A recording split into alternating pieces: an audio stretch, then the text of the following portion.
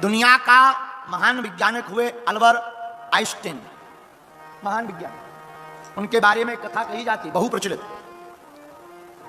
उस वैज्ञानिक के बारे में एक बहुत ही अद्भुत बात बोली जाती कि जब वो बालक 8-9 साल का था, महान वैज्ञानिक आइंस्टीन पढ़ने जाता था, तो एक दिन टीचर ने एक चिट्ठी लिख करके दी, ये अपनी मां को देना।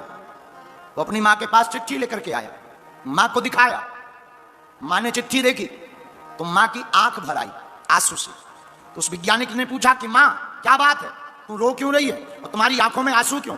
तो मां ने कहा, बेटा तुम्हारे स्कूल वालों ने कहा है कि तुम्हारा बेटा बड़ा होनहार है, बहुत तेज दिमाग का है, बहुत बुद्धि का तेज है, इसीलिए स्कूल वालों ने कहा कि मैं तुम्हारे बेटे को पढ़ा नहीं सकता क्योंकि ये बहुत तेज दिमाग का है, इसको घर पर पढ़ाओ। इसीलिए बेटा मेरी आंख इसलिए भर आई कि मैं कितनी भाग्यशाली हूं कि इतना महान बेटा मैंने पाया। अब कल से तेरा स्कूल जाना बंद, कल से मैं तुझे पढ़ाऊंगी। रोज मां शिक्षा देने लगी और वह महान वैज्ञानिक अल्बर्ट आइंस्टीन बना। तो जब मां मर गई, उसने नया मकान खरीदा और मकान में जब सामान रखने लगा तो सामान रखते हुए उसे एक कागज मुड़ा हुआ मिला, वही चिट्ठी मिली जो उसकी टीचर ने दी थी। उसने वो कागज खोला और जैसे ही वो कागज पढ़ा तो उसकी जमीन खिसक गई। उस कागज में लिखा था, तुम्हारा बेटा महामंद बुद्धि का, बहुत ही कामचोर, बहुत ही पागल टाइप का साइको है, इस बालक के लिए हमारे स्कूल में कोई जगह नहीं है, ये और बच्चों का भविष्य खराब कर देगा, कृपा करके कल से इसको स्कूल मत भेजना। लेकिन मां के एक वाक्य ने उस मंद बुद्धि के बालक को महान वैज्ञानिक बना दिया।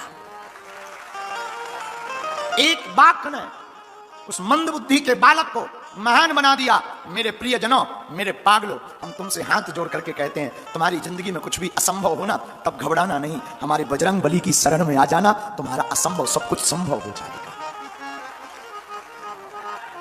क्यों? हनुमान जी सब कुछ संभव करने वाले हैं। सुगम अनुग्रह तुम्हारे देते,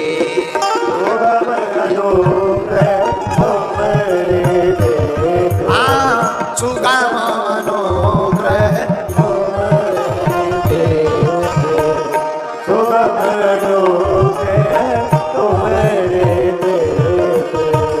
श्री राम जय राम, जय जय राम, श्री राम जय राम, जय जय राम, श्री राम जय राम, जय जय राम, श्री राम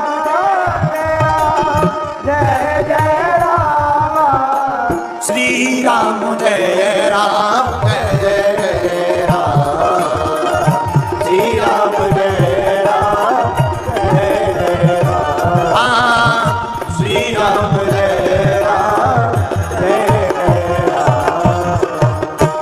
अच्छा, अब प्रश्न उठता है, महाराज जी आपके हनुमान जी क्या क्या संभव कर देते हैं, क्या क्या सुगम बना देते हैं? तो सुनो, पहला, हनुमान जी दुर्गम को सुगम कर देते, असंभव को संभव कर देते, रोगी को निरोगी कर देते। क्या ऐसा प्रमाण हुआ? हाँ, किसी को बीमारी लगी, हाँ हाँ बीमारी भी लगी और दवा भी दी। किसको? अरे जरा लक्ष्मण जी से ही कर लो। लाए सजीवनी लखन लाए, श्री रघुवीर लाए। हनुमान जी तीसरा काम, अच्छा ऐसा ही नहीं, नासे रोग सब पीरा, मतलब सिद्ध हो गया कि हनुमान जी रोग को भी मिटाने में सामर्थ्यवान है, ये भी सुगम कर देते। किसी को लाइलाज बीमारी हो जाए, बालक मंदबुद्धि का हो, मंदबुद्धि से याद आया, उपाय है क्या?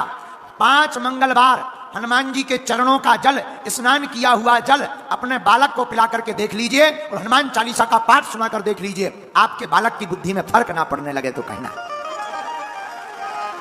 ये हनुमान जी से संभव है। अरे इतना ही नहीं, कलयुग में भी हनुमान जी की कृपा से न जाने किस किस ने क्या क्या नहीं पाया।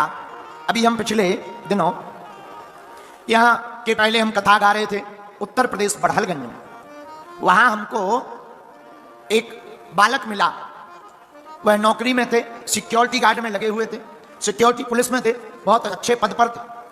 वह बालक राजपूत हमको मिला तो रात को हमारे पास मिलने आया, बोले गुरुजी हम 2 मिनट बैठना चाहते। हम कहा बोलो? बोले गुरुजी हम जो है बहुत मेहनती हैं, बहुत मेहनत की, तब जाकर के ये वर्दी हमें प्राप्त हुई। उनका बहुत अच्छी बात, होना चाहिए।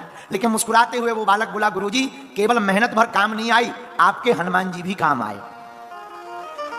हम कहा कैसे? तब उन्होंने अपनी सत्य घटना बतलाई। बोले गुरुजी जब हम सफल नहीं हो पा रहे थे, मन निराश हो गया था, बार बार बैक लग जाता था, हर बार 2-5 नंबर से चूक जाते थे, हमारा मनोबल डाउन होने लगा, हम स्ट्रेस में जाने लगे। तब हमको एक महात्मा जी मिले, उन्होंने कहा एक काम किया करो, हर शनिवार लाल ध्वज हनुमान जी को चढ़ाया करो, तो चिंता मत करो, तुम विश्वास रखो, तुम सफलता पाओगे। और महाराज जी हमने मात्र 18 बार लाल ध्वज छोटी छोटी झंडी चढ़ाई, परिणाम ये निकला कि हमको यह वर्दी प्राप्त हो गई। और इसका मतलब ये नहीं है कि तुम केवल ध्वज भर चढ़ाओ, पढ़ाई करो ही ना, और फिर तुम हमारे पास आ जाओ, गुरुजी हमें वर्दी मिली नहीं, उल्टे वर्दी वालों से कुट पिट गए। हाँ, तो वर्दी नहीं मिलने वाली, केवल ध्वज चढ़ाने से वर्दी नहीं मिलने वाली। स्कूल में पढ़ना पड़ेगा, गढ़ना पड़ेगा, पढ़ोगे बढ़ोगे और हनुमान जी के दर्शन करोगे तो सफल भी हो जाओगे। यह काम हनुमान जी सफल कर सकते हैं। इसलिए हमने कहा दुर्गम काज सुगम अनुग्रह। अच्छा चौथी बात सुनिए, हनुमान जी और क्या सुगम करते हैं? आहा, राम जी की धर्मपत्नी श्री हमारी माता जानकी जी का हरण हो गया, अब कौन पता लाएगा? जामवंत जी बोले हम तो बूढ़े हो गए। अंगद जी बोले हम जा तो सकते हैं, लौटने में इंजन फेल हो सकता है। अंगद कहो जाओ मैं पारा जिये संशय कछु फिरती बारा। हम नहीं कह रहे, किष्किंधा कांड में वर्णन आया है। अंगद कहो जाओ मैं पारा जिये संशय कछु फिरती बारा, वापस आने में हमको दिक्कत है। लोगों ने हनुमान जी की तरफ देखा, बानरों ने, सब लोग कह रहे तुम आंखें बंद करे बैठे हो, ध्यान मत करो, हनुमान उठो, क्या बात, लंका जाओ। जामवंत जी बोले लंका जाओ। हनुमान जी बोले हम क्यों लंका जाएं, बड़े बूढ़े बैठे, तुम लोग जाओ, बड़ों का काम है, हम तो छोटे बच्चे हैं, हम क्या करेंगे। तो जामवंत जी बोले अब बूढ़े फैल हो गए, अब तुम लंका जाओ। हनुमान जी नहीं गए, जामवंत जी ने नाम लिया, तुम साधारण थोड़ी हो, पवन तनय बल पवन समाना, बुद्धि विवेक विज्ञान निधाना, आप पवन पुत्र हो और आपका बल भी पवन के समान है, जाओ। हनुमान जी नहीं उठे। अच्छा, बाप के नाम से नहीं उठे, आपके नाम से नहीं उठे, बाप के नाम से नहीं उठे, तो क्या किया जाए? अब एक काम और करो, क्या? इनका खुद का बल बताओ। कवन सुकाज कठिन जग माही, जो नहीं होए तात तुम पाही। हनुमान जी नहीं उठे। लेकिन जब जामवंत जी ने कहा राम काज लगी तब अवतारा, तब सुनते ही भयऊ पर्वताकारा। राम काज के लिए तुम हो और हनुमान जी महाराज राम काज करवे को आतुर। हनुमान जी महाराज खड़े हो गए और खड़े होकर के बड़े हो गए, खड़े हो गए और बड़े हो गए। जामवंत जी जो नीचे देख रहे थे ऊपर देखने लगे, यार इतने बड़े। हनुमान जी बोले जामवंत जी बताओ पूरी लंका उठा ले आए या रावण को ही उठा ले आए?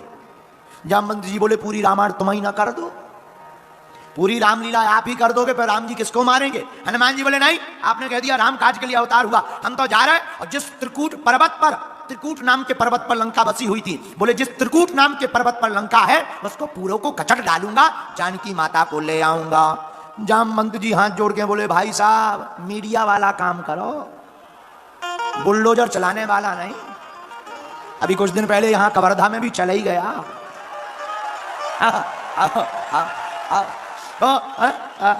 यही कहा जामवंत जी ने, मीडिया वाला काम करो।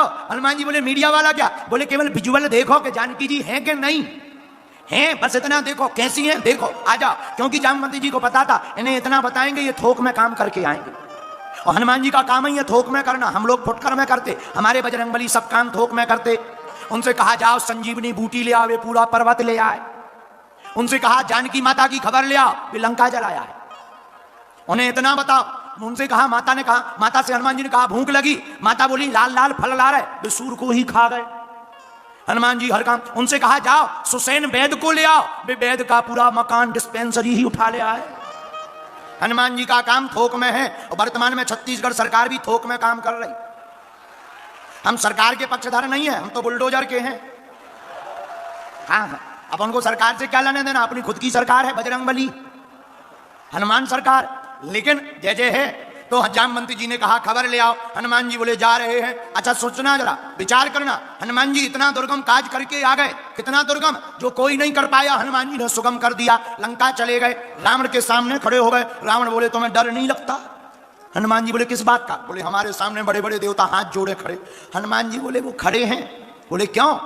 रावण से हनुमान जी बोले जो तुम्हें देख रहे वो हाथ जोड़ रहे, हम प्रभु राम को देख रहे सो हम नहीं जोड़ रहे।